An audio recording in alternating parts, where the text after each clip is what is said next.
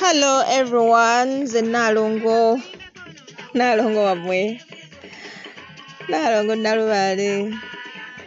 Andi wano ku lusozi Kiwa Mirembe ebuga Basese muli mutya bannange basebo ne bannyabo Basalongo ne Bannalongo abalongo mwenna. Abashwezi n'abashwezi kati muli muta mujebale naye tutuliyo bannange emirimu mukakkala byambalaba mwebale ku subscribinga, mwebale ku sharinga, mwebale ku likinga. Tuzze leero n'ekitundu kyaffe eky'ebirooto mwetusokela. Ebintu bino byonna bye tulaba mu nsi muno bannaye bisooka kuba birooto. Kubanga twakiraba nga omuntu osobola okuloota ng'otunula, osobola okuloota nga weebase, osobola okuloota mu birowoozo n'obaako ky'olaba n'okuba akafaananyi ako ne weeraba ng'olinnya ennyonyi, ne weeraba nga bakukubira zibbaayi ezitatadde. Munnange ekifaananyi ekyo singa okiremerako kimala ne kituukirira. Kale ebirooto bituukirira na buli kye tukola kisooka kuba kirooto. Olwaleero waliwo eyampeereza ekirooto n'angamba Nalongo naloose ekirooto nga ndaba empologoma ng'eri mu busanso bw'amapeera. Kati k'amapeera kabadde katono naye ng'empologoma nnene ng'eri waggulu mu busanso. Ne wajja omusota nga gwagala kugimira, ng'omusota gugyezingirira gugimire. Nengezaako ngulwanyise guleme kumira mpologoma eyo naye nga n'empologoma yennyini nga tefaayo, nga waliwo akabwawo kaboggola naye nga nako kalabika kati omusota guli. Kinavudde nfuna ekirowoozo, nfune amafuta. Omusota guno gutera okutya amafuta, nadde nkyakirowoozaako ne wajja ogwokubiri nga kiraga nti gwagala kwegatta ku guli ogwasoose kisobole okumira empologoma eyo. Naye kyasinze okuneewuunyisa ng'empologoma tefaayo. Kale mazima n'owulira ekirooto ng'ekyo ng'omuntu akiroose kyewuunyisa. Kubanga empologoma kabonero ka Bwakabaka, kabonero ka ggwanga. Awanga mangi gakakozesa. Nina ne lye mmanyi eggwanga erikakozesa akabonero ako. Kati okuloota omusota nga gwagala kumira akabonero ako kiba kitegeeza nti waliwo kika ky'obulabe ekyolekedde eggwanga eryo linannyini kabonero ako. Ng'era eggwanga eryo lyagala kumiribwa omusota ogwo. Kati okulaba ng'empologoma eri waggulu mu masanso g'omupeera.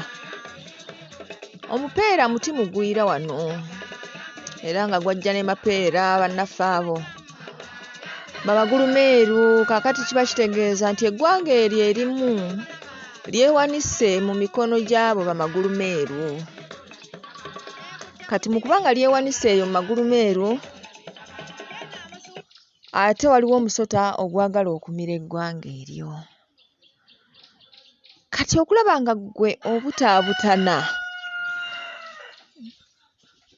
be bantu abalinga mmwe bannannyini ggwanga lino, obuzibu bwe tulina kwe kulowooza nti eggwanga lino lirina nnyiniryo atali ffe.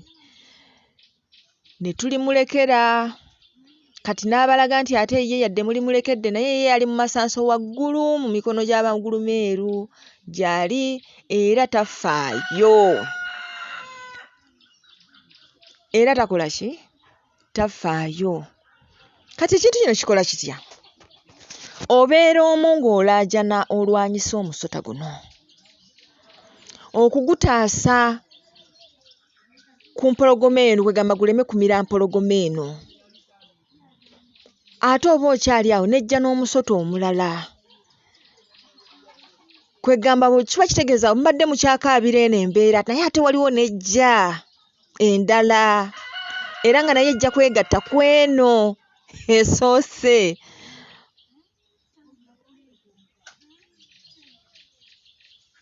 Muli bantu bakulu, ensonga zino muzitegeera bulungi. Kale nze kye mmanyi mu byonna nti bw'obeera omu bw'oti ebintu bitera okukaluba. Naye okwegatta ge maanyi agali awamu ge galuma ennyama, kale bannange nsuubira amakulu g'ekirooto ekyo ffenna tugategedde bulungi nga kiba kitegeeza nti buli omu w'oli baako ky'okola okutaasa ffenna bwe tunaabaako kye tukola okutaasa osanga oba oli awo tujja kutaasa naye bwe tunaatunuulira empologoma etefaayo ng'eyo ng'eri mu masanso g'amagulu meeru waggulu mu mupeera yeewanise sota gwagala kugirumayo si byeriko awo tuwedde ndowooza mutegedde obwo bwe bubaka bwe twaloose ku mulundi guno era nsuubira mwenna mubutegedde bulungi. Ono yagamba nti yaloose ng'alaba ttimba nga ayina amagi 7 naye nga geewadde amabanga kati yagenze okulaba amagi ago nga gaaludde.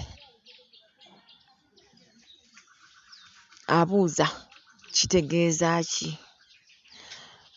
Baaba ekyo kiba kitegeeza nti ggwe bw'oba tewazaalibwa na mulongo oyo Magobwe, mu baana be wazaala mulimu Kasobole atambula ne Magobwe. Okuba ng'ayaludde kiba kitegeeza ensonga zirinnye enkandaggo ez'Amagobwe. Obwana 7 gy'emitendera 7 mw'olina okuyitira okumutereeza. Kale munnange kankusabire ebintu oluusi tebiba bizibu nnyo. Ebintu ebiba bizibu nnyo kwenoonya, kwemanya.